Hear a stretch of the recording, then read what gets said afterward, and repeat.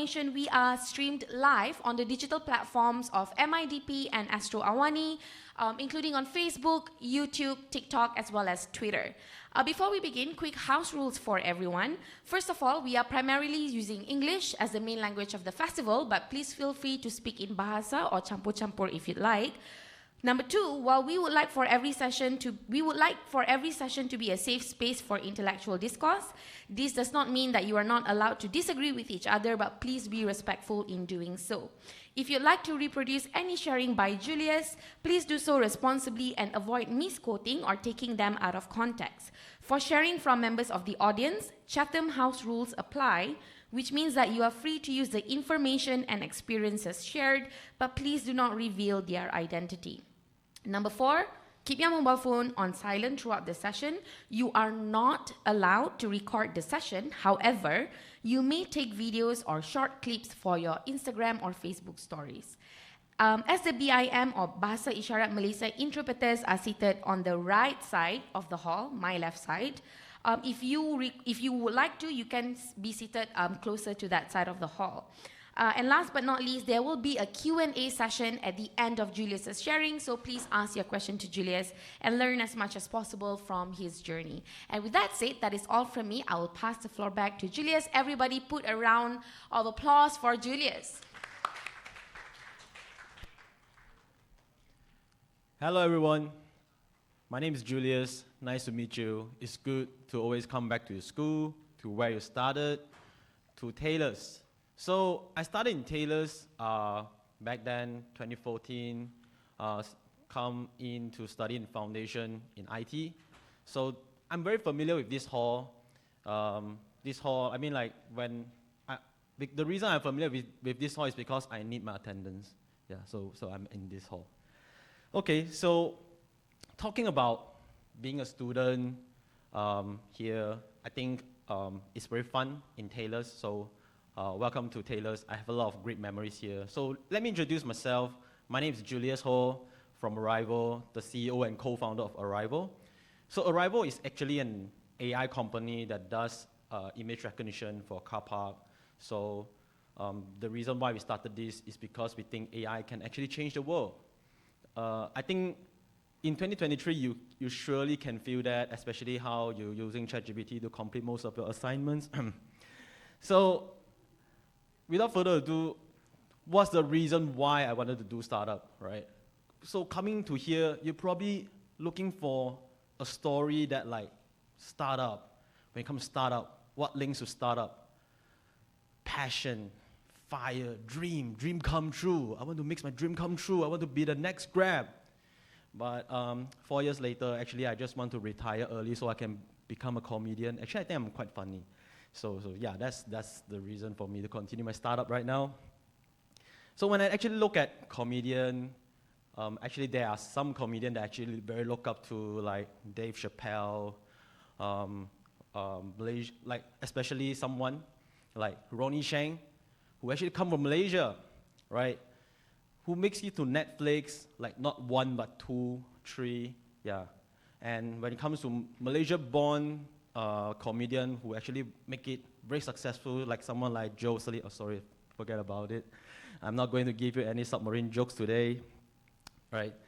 So coming to startup, actually startup is hard. I'm not gonna lie. It's actually very hard. If you're planning to work on startup, I would say unless you really have no other things to do, yeah, then you go to startup. Because when it comes to startup, not only that you face a lot of challenges, like you will actually be doubted by yourself, you know, like people will wonder like, we haven't seen these people for some time, what he's been doing. Yeah, because you've been busy with your startup. So let me share the journey of my startup story. So when we actually begin with startup, actually a startup with my friend, James Lau. So James is the co-founder and CTO of Arrivo. The reason why we started Arrivo is because one day we actually went to Mid Valley. So Mid Valley, what is it known for other than the maze? Like you don't know how to find your Nando's, right? But second is the car park. So car park is a challenge in Mid-Valley, especially when you're leaving Mid-Valley Friday, Saturday, Sunday at 10 p.m. You know how it tastes like to be that suffer. Not only you couldn't find a car park, and you actually have to stay there for 1 hour just to exit the car park. It's traumatic. Everyone, if you haven't been through that, go to Mid-Valley tonight, have a dinner, try to leave at 10 p.m. Okay. So when we're actually there, we find out that car park is actually something that all the drivers need, right? As long as you have a car, you need to park your car, and you need to look for a car park. And not to mention, sometimes you are short of cash, and you have to look for a way to pay your car park, right? So we think of, hey, if we can actually use AI to solve this problem, could it actually come up with something that fix this problem? So we think of license plate recognition, using camera that actually capture the license plate, and people don't actually have to get any ticket, and they can actually pay with cashless method. So while we actually look into this problem, what we find out to become a larger problem is car park operators are still investing into machines. And when we find out of the figure of all these machines, it actually shocked us. So in order for somewhere like Sunway or Mid-Valley to invest into all these machines, it could actually goes to million ringgits. So actually there's a news when Sunway invested into the machines for their car park, actually it comes almost 4 million ringgit. That's a lot, that's a massive amount, right? So we think of what is the most accessible way and lowest entry barrier that not only Sunway Pyramid can purchase, but also some small offices, some small shops, if they wanted to have a car park solution, who can they go to? Because, I mean, we are already in 2023, so if a car park still using manpower to receive car park, sometimes it feels kind of suspicious also, right? Like when you want to pay, then there's no one for you to pay, and then it's not safe also. So we come up with this idea that using cameras, using CCTV to capture license plate, and it will automatically open the barrier so that people can go into this car park and they can pay later with touch and go or e-wallets. So we start working on this idea. So how do I meet James? So actually, I think maybe this is something that is pre-planned. I don't even know like why this happened, right? So James and I joined the same company in the first day, in the same day actually, in August 2019. So we joined this same company on the same day. Happened that we joined the same team, and we actually stay nearby with each other. So we use the same train to work every day. So this is how we actually know each other. So we actually, when we go to work, we'll talk about ideas, talk about what we're going to eat later, talk about what are you doing on weekends. So we actually have a lot of interaction with each other. So when it comes to startup, he's my, without a second doubt, I actually started with him. So when it comes to at the beginning, when we're doing this startup, one of the biggest challenges that we have faced is that we have no idea what shall we do, because especially we coming from technology background, when you have to write proposal, you have to do business plan, that is a massive challenge. However, that is challenging, but we did not just stop right there. So we quickly go and find customers, go and find clients, and we want to talk about it. And most of the time, we are being rejected. Yeah, I think this is journey, right? Once you started something, you always get rejected by many times, and then you get used to it, and then you find some way. But then keep saying no to is actually a very bad experience. Especially you don't want to keep saying no by someone, right? Like someone keeps saying no to you, like no. Every time you ask something, no. So that is actually very hard for us. And especially at one point, we have no idea what to do anymore. And then I'd be like, okay, so what can we do? If this is startup, and this is the way, then I think this is not where shall we just give up and just stop doing it and go back and find a job. I think we just go and find a mentor. So actually we go and search for mentors on LinkedIn, and actually we found Bisport. So Bisport, actually when they started, there's no teams actually there because it's still renovating. It's actually a space in Taylor's University that actually nurtured young entrepreneurs who are actually studying. Although I'm already graduated from the school, however, I still come back to reach out for some kind of connections. Just hope that someone can actually help us. So we actually reached out to Bisport at that time. It was called a setup. So we reached out to this space and wonder if we can actually get some help. And surprisingly, the mentor of that time actually offered us help. And he said, yeah, why not you just, do you guys have any office? If you don't, just come to this office and you can actually use this space and use an environment. If let's say something that can actually help you, yeah, just use it. So one of the largest challenges that we have is that money, right? You run a startup, you need money, you need stable financial to back you up in order to run a startup. So what shall we do? We have to talk to investors. So to talk to investors, we need a pitch deck. So in order to build a pitch deck, there's a lot of things that you don't get it when you study in uni. It's not just a simple presentation slide just telling like, hey, this is my business, invest us. So there's a lot of things that statistically you need to prepare, like market size. There's a lot of things that we have to put into these slides and how it show appealing that this is a big problem. So at first, we reached out to Bisport for help, specifically in this area because we have never reached out to any investors. We have never actually talked to any clients, like real clients. So in Bisport, we actually spend some time and talk to Bisport, and then we actually do learn something. We actually reach out to investors, have a very successful pitch, even though we did not get the investment at the end. However, we do feel proud that we actually have this opportunity to talk to investors. So not only that, we also did our first pilot testing at the car park, the staff car park here. Yeah, so in this picture, you can see that me and my co-founder actually stand next to the camera, and that's the camera that actually capture license plate. And yeah, so this is the space. So what makes me so fearless in my 24 years old and decide to work on startup is because I do think that there's nothing to lose even though we fail. I do think that the worst thing that could happen is I would just go and find a new job if I really didn't make it. If the startup failed, then I would just go and get a new job and get a restart. That's the worst thing that could happen. How bad it can be, right? Well, when some people actually ask you to start a startup, like, hey, we have a great idea. Why don't we just do this? You know, in Malaysia, nobody does that. In Singapore, it's a huge thing. In Indonesia, it's a huge thing. Maybe in one day, you'll become a new Grab, right? You'll become a new billion-dollar Malaysia company, like Kasem. So, yeah, that's usually how a successful story been told. However, what I did get in these 4 years building startup, I did not have a Grab yet.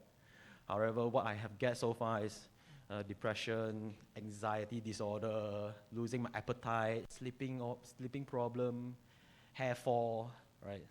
However, this didn't stop me from doing my startup. So in this first picture that you can see is actually Mr. Rahman, the managing director of Microsoft in Malaysia.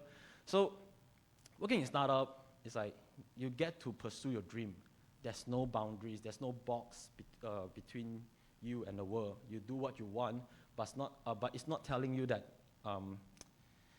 you just do what you want, but because you know what you want to do. You know your why, you know your purpose. So having this large purpose that using AI to change the world, together with my co-founder, James, the thing that we actually wanted to achieve is something that larger than us, something that we put in front of ourselves. We do not just expect that things, we just don't want to work for somebody and so that we have excuse to do whatever we want and have the freedom. So we do think this is a very weak purpose and a very weak reason to start a startup. However, when we look at this, we tell ourselves, we look at the big picture, we know that we can achieve something, we believe in ourselves, and we have faith. So, of course, saying that having this belief, having this faith, sounds like we are very optimistic. However, in this whole process, there's a lot of self-doubt, especially when people around you doesn't actually understand what you're doing, right? Especially when Saturday night, you're supposed to have a date with your girlfriend, but turns out now you have to stay at home and work on your business plan. And be like, babe, what are you doing? We are supposed to have a date night tonight. We are supposed to watch something on Netflix. Oh no, I'm going to build my business plan so I can get investment.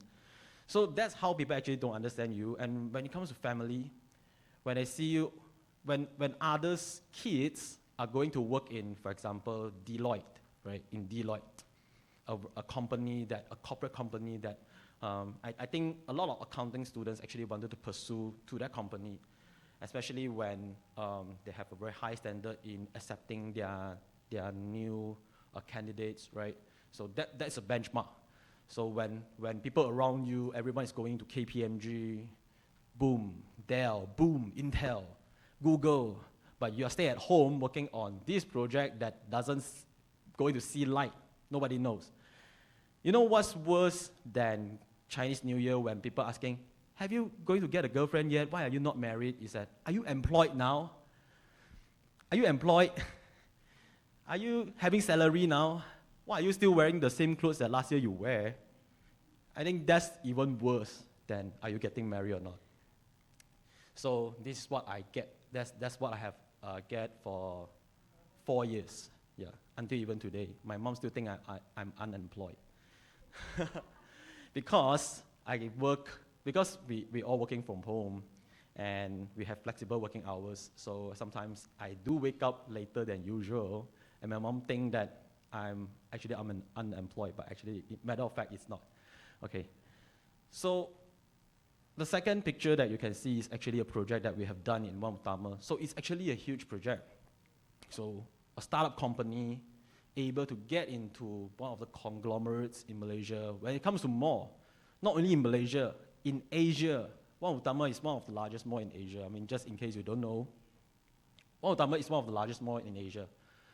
When they give us a figure of parking entrance and exit combined, there's more than 100 lanes. So yeah, when you feel like it's a maze, it's okay because they do give us a figure. It is hard to find the shops that you want to go in Mount Tama. It's tough. So not only finding shops that you want to go or restaurants you want to go in Mount Tama is tough. Their management is tough too because they are the conglomerates in Malaysia. So as a startup company, when there are actually other pilot projects happening there, so just to list you some of the profile there. Okay, so HIK Vision probably having 50 market share in the world, entire world. That's you're going to compete against. So Kippo, one of the public listed company in Malaysia, that's someone that you compete against. So there's another Chinese company. Yeah, so you heard it's a Chinese company. So they come from China. They're huge. They have factories. They can build 20,000 cameras in a day. So that's how huge they can be. So that's what we're actually going against. So the first time actually when we go to One Utama, we actually have a very short deadline because other companies have been there for 1 year, so they suddenly just going to roll out into the second phase of the pilot testing. And whereby we only have a week to get into that phase. They'd be like, it's either you get in or you get out, okay? It's either you can join this phase of testing or you're actually out of this phase. So for us, we just feel like, okay, this is opportunity you don't get any day. Why not we just give ourselves a try? So prior to this experience, we do have experience installing our solution in residential buildings. However, One Utama is a different game. You know, like residential buildings, there's only like 4 lanes maximum. This is like 100 lanes we're talking about.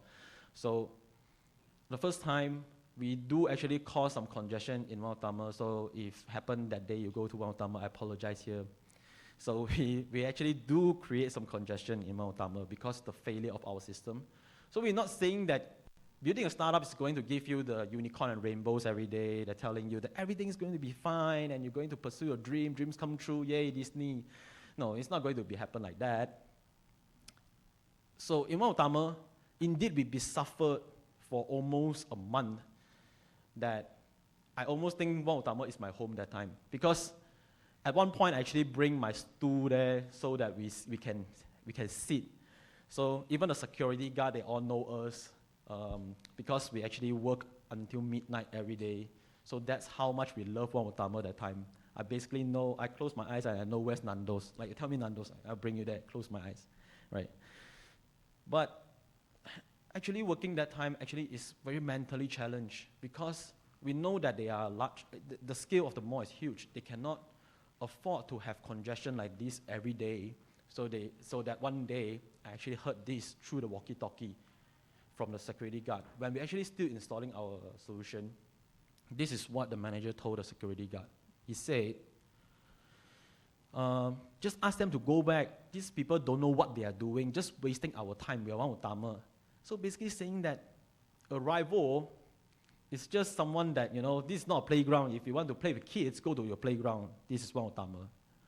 So if you want to play, go back to playground. So this is what happened when I'm actually installing something with One Utama. However, we actually have already received a notice and asked us to actually remove everything. So basically, that sounds like a failure already. However, at that phase, me and James and our team be like, hey, since the things is already on the ground, the wire is on the ground,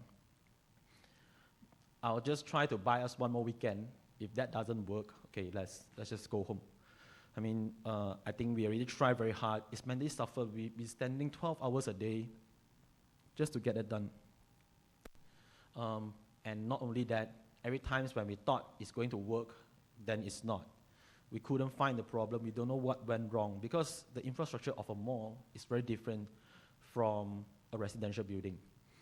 So at the end, we managed to make it work. And through that testing, from small residential buildings to the largest mall in Malaysia, that's like how much that we grow.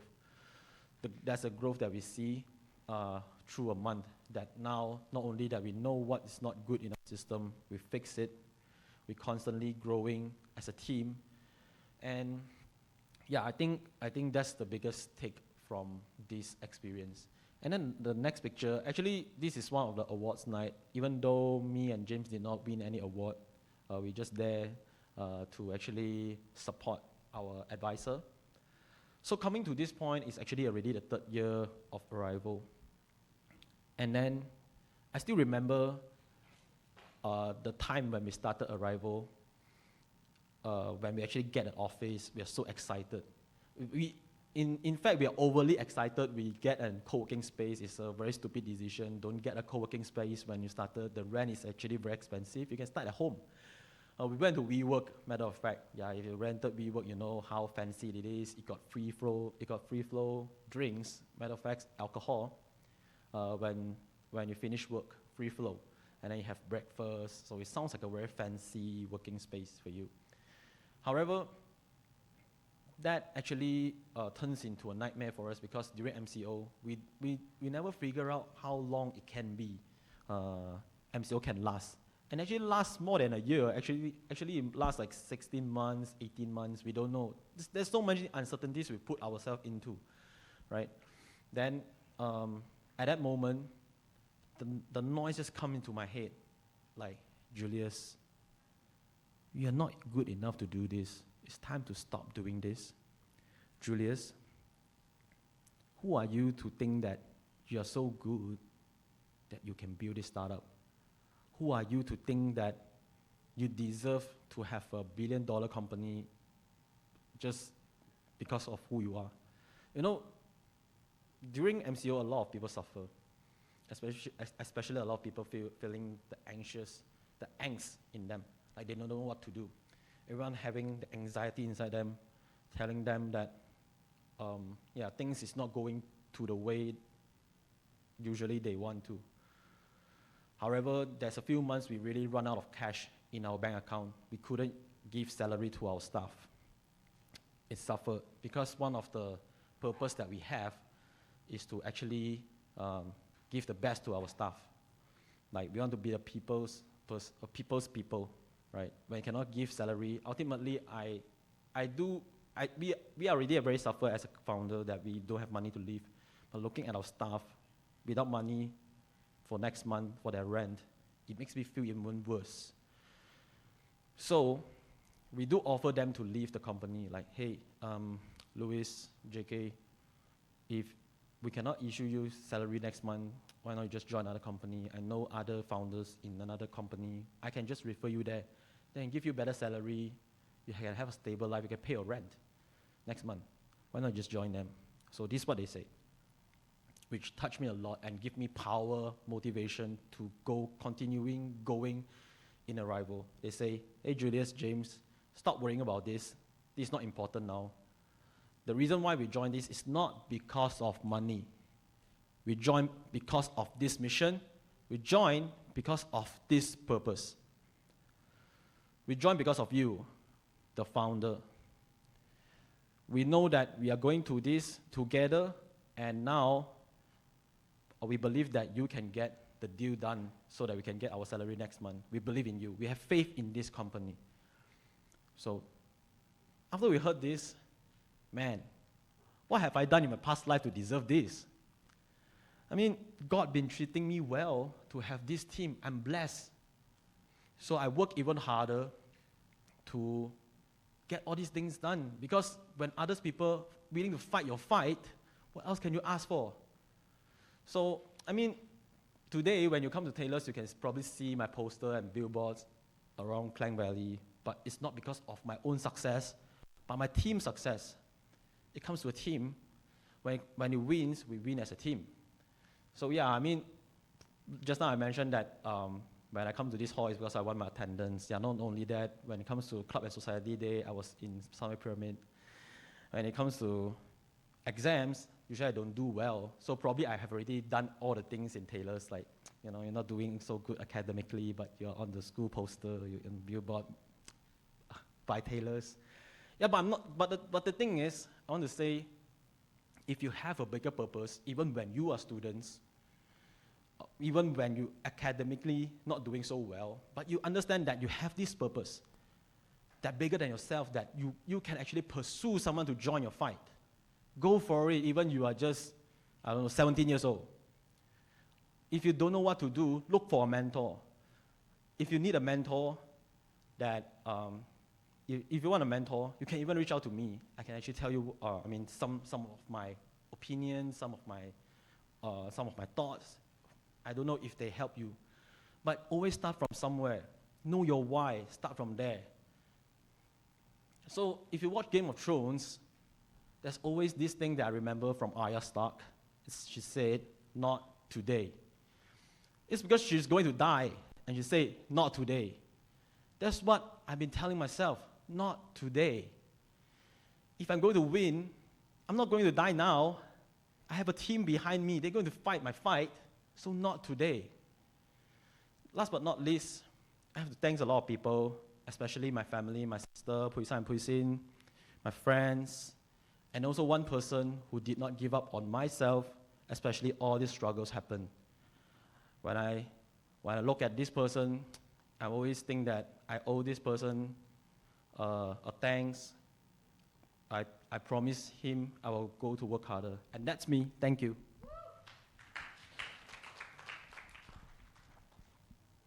All right, thank you so much, Julius. What a wonderful and insightful sharing. As a fellow business owner and entrepreneur myself, I can echo to that. It is not hard, but it is quite a journey. Thank you so much, Julius, for taking the time to be with us today. We have some time for a Q&A between the audience and Julius today. Can I see a show of hands of how many questions do we have from the floor?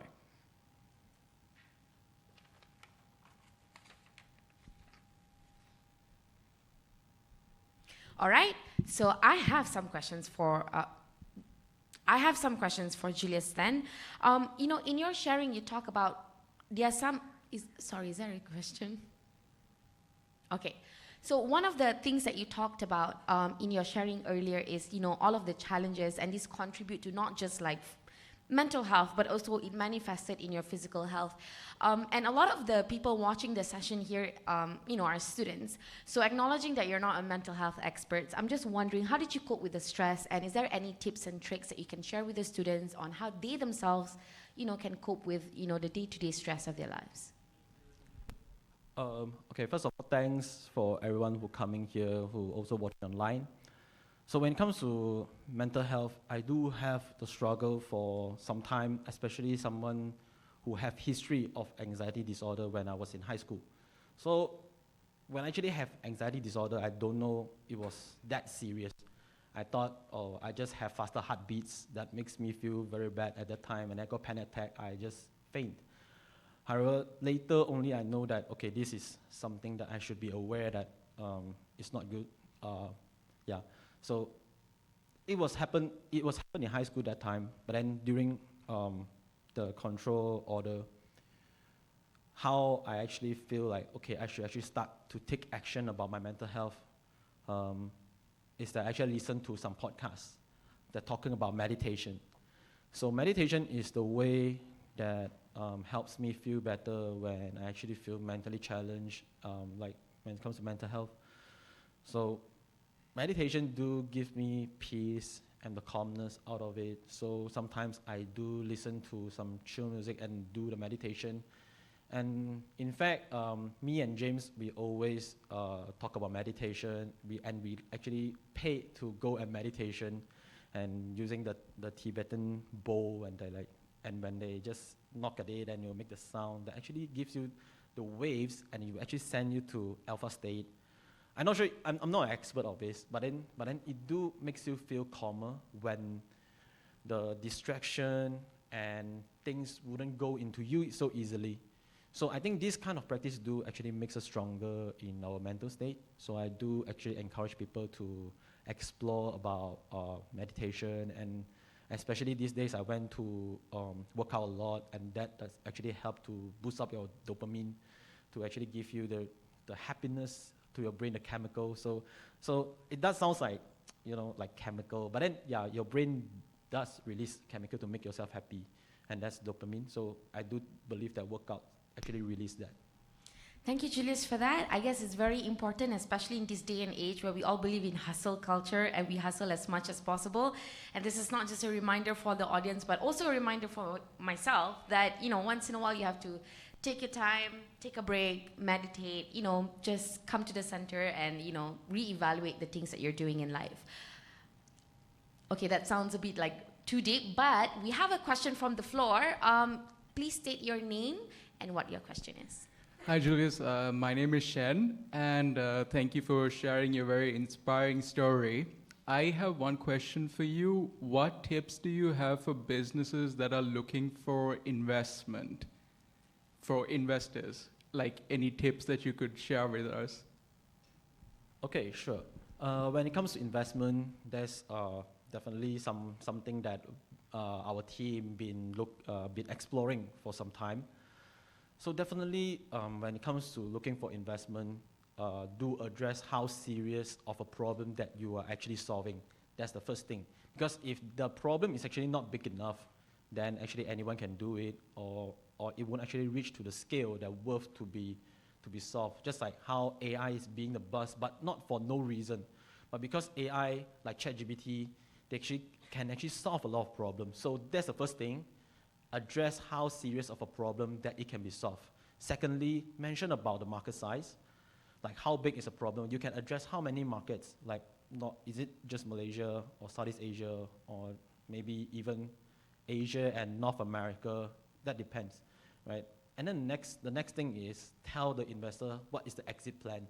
What are you going to bring them as a benefit? Okay, so exit plan is as important as why they should invest. So in what state they can actually exit from a company. So some investors, they are not going to invest too long with this company, and it's actually important to address that. So what's the exit plan? For example, you're saying that, okay, I'm going to launch a farm that using blockchain technology, for example, like NFT projects. So my NFT projects is going to be sold to this company that's going to buy us 2 years later. So it will be bought, estimated in this value, X value. So I think this is the exit plan. So it will give you 20X of return. Would you be interested to invest in my company? So that's exit plan. So I do think these few factors do comes in, especially when it comes to team, that's even more important. Because sometimes when a few experts joining a team and form a team doesn't mean that this is the best dynamic to build a startup, especially when, because experts can be quite easy to find, honestly. However, how is the dynamic between founders and the team? How the founders can actually lead this team of people to success. It's just like how Messi won his World Cup, right? Few years ago, when Messi got into final, he never won the World Cup. But however, what we can see from Messi winning the World Cup this time is that everyone is behind him. When he walks in a tunnel, everyone is behind him. When he gets fouled by some people, his team fight for him. So that's how important that shows the leadership play in a company. So that's another reason. So I think these 4 reasons is sufficient enough to convince an investor. Thank you, Julius. Great tips there. We have 2 more questions from the floor. Please state your name and what your question is. Okay, hi, my name is Wala. My question would be, I think this would be relevant to most of Malaysians because not everyone comes from a rich background. So how relevant do you think being wealthy is in order for people to create startups? Okay.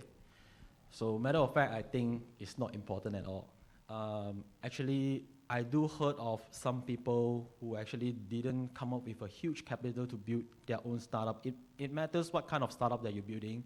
However, I do think that we start from lean instead of thinking you are building a Tesla, right? You start from a skateboard. So that's how you can actually start with. And especially a lot of people think that, okay, we need to start higher at the beginning. That can actually be quite, I think it's not the point of hiring how many talents that you can. Because matter of fact, when you go to LinkedIn, there's a lot of good people, very skillful people on LinkedIn that you can reach out to, and maybe you can ask them whether they are on board with your project. That's why purpose matters. Because once the purpose is strong enough, actually you don't have to financially pay someone to join this company. Maybe someone who has just equally as passionate as you in some subjects in this mission, they will actually offer themselves to join this company. Maybe not as a full-time, maybe as a part-time. However, when everyone is students, maybe financially you cannot compare to people who are very wealthy, who actually has done a few startups, exit from a few startups, they have a few 100 million in their bank account so they can hire very fast and build a team and expand to Hong Kong, Thailand, Taiwan. I think not many people can do that. However, always focus on that purpose because sometimes it's not about money. That's the beauty about startup. It's about the mission and it's about the purpose. So once the purpose is strong enough, I think automatically when people heard it, they feel interested.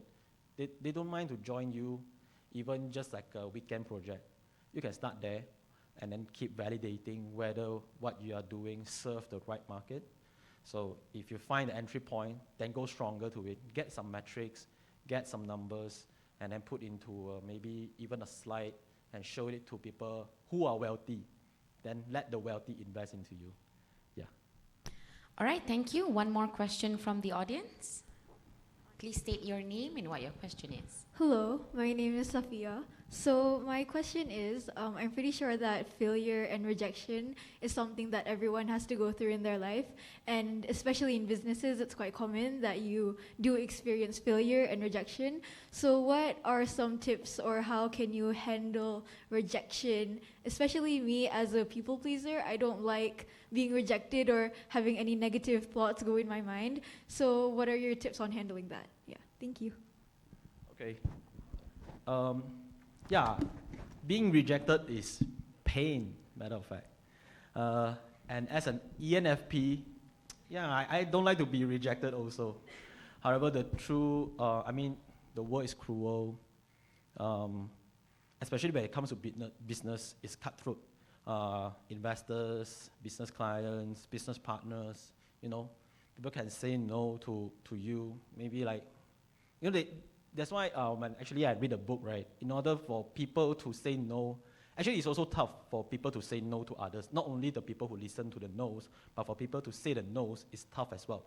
Because successful people, they actually I don't think they actually read their emails also, or replying to, at least they're not replying to their emails. Or 95 of the emails they are not replying to because they have only that little of time to actually make the decision and actually be very invested into that matters. So they only, maybe like 100 emails, maybe they read 50% of it, then they only reply 5 of it. So maybe my point of view actually switched from, why they keep saying to no to, why they saying no to me, when I actually started. Actually, I do feel very upset or maybe even too disappointed when like I've really put so much effort there, why I'm still getting so much no. Not only in startups and even in life, the most no's actually I receive are actually from my parents. So they think, like I say, they feel like I'm still unemployed until now. So that's a no. But I think ultimately, looking at no's, actually, we can actually look at it even more casually, not because they're actually rejecting us, but there are more things that we cannot control that we can control. So I think what we should be focused on is the things that we can control instead of the things that we can't control.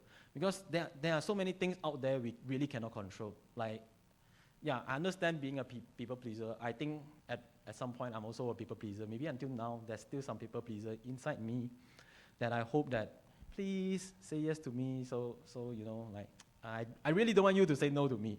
However, when it comes really, if the person say no to me, I think maybe that's not something I can control. So what I can control here? So I focus on that. So that actually distract me from the fact that I was rejected, and there's something that I can do better in what I can control. Thank you for Julius. Indeed, the path to failure or the path to your goals are paved with multiple failures. That is all the time we have for Q&A today, but don't leave yet. Julius, before we end the session, any final parting words from you to everyone here today? Sure. Working on a startup, or no matter anything like singing, dancing, or anything that you like to do, remember, always be obsessed about it, because life is so short and you don't know what happens tomorrow. Just be obsessed in everything that you do. Give 110% to the thing you do. Be obsessed, because when you're not being obsessed about that thing, I mean, how can you actually explain that you actually love it? So I think the obsession to something that you can actually sacrifice everything and put it behind you, that's something that worth for you to pursue. Because when something that you can just put yourself in the back seat and prioritizing that thing, and in our life there's a lot of things that we can, there's a lot of elements in our life.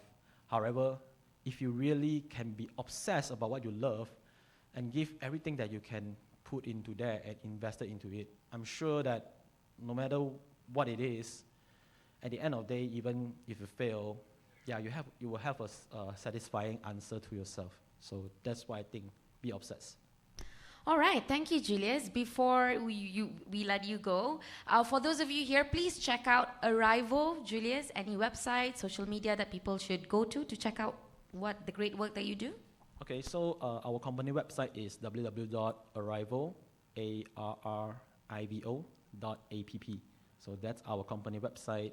So you can also reach out to me on LinkedIn, Julius Ho. So I'll looking forward to connect with you. Thank you. Thank you so much, Julius, for such a wonderful session. Please give him a big round of applause. Thank you, Julius. Sorry, we will take a quick photo op for that. For those of you who are still here, don't go anywhere. As usual, please scan the QR codes that are